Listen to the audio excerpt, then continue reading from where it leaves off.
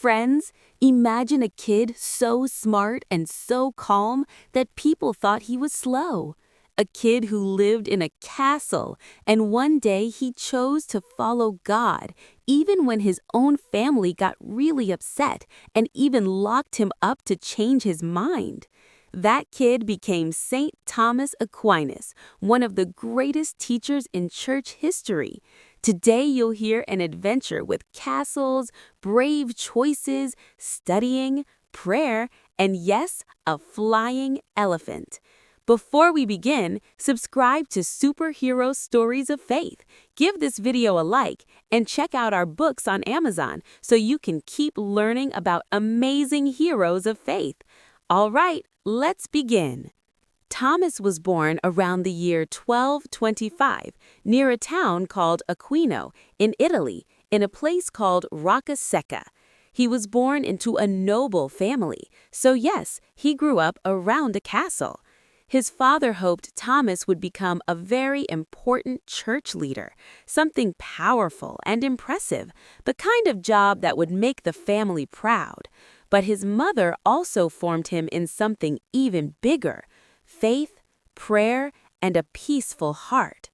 Thomas was a quiet child. He didn't talk a lot, but he thought deeply. When he was still young, his family sent him to study at Monte Cassino, a famous monastery. Later, as a teenager, he studied in Naples, a busy city full of new ideas. And in Naples, Thomas met the Dominicans, friars who lived simply, studied deeply, preached, and helped people. Thomas felt something growing inside. I think God is calling me to follow him in this simple way and to serve the truth. When Thomas said, "I want to become a Dominican," his family was shocked. The Dominicans were humble and simple. His family wanted a big, important career. So something dramatic happened. Thomas was taken and kept in a family castle so he would change his mind. But Thomas didn't fight with anger. He didn't give up. While he was locked inside, he prayed, studied, and stayed strong inside his heart. It was like he was saying, "You can lock a door, but you can't lock my purpose." After some time, his family realized Thomas truly meant it, and finally, they let him go.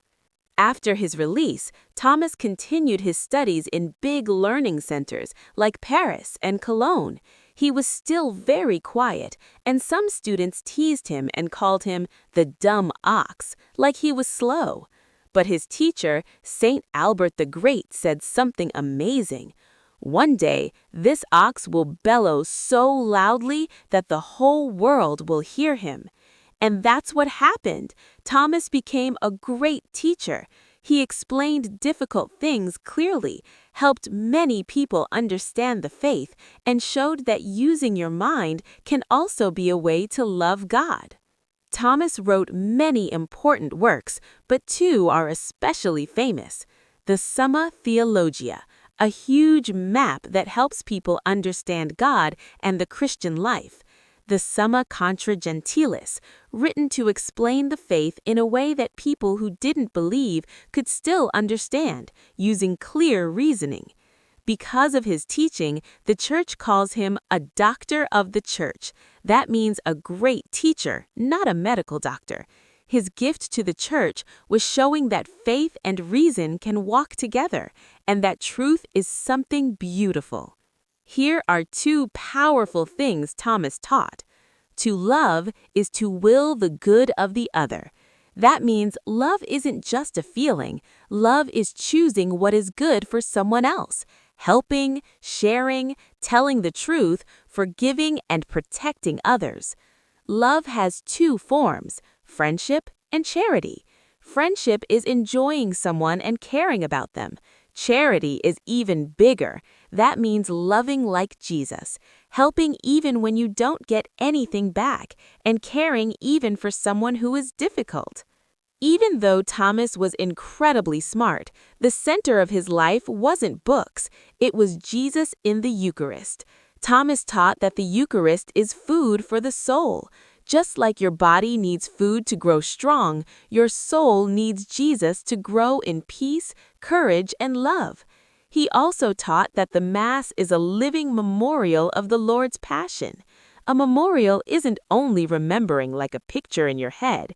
At Mass, the Church celebrates Jesus' saving love in a real and powerful way, so we don't forget, and so we receive His grace. That's why Thomas prayed so deeply, especially near the altar and the Eucharist. The flying elephant. Some classmates joked with him and said, "Thomas, come quick, there's a flying elephant outside." Thomas calmly went to the window to look. When they laughed and said it was a lie, Thomas replied, "I would rather believe a flying elephant than think you would lie to me." It teaches us, be honest, truth matters. Everything I wrote is like straw. Near the end of his life, after a very deep experience of prayer, Thomas stopped writing. When people asked why, he said, "Everything I have written seems like straw compared with what I have seen." He didn't mean his work was useless, he meant God is so great that words can't fully explain Him.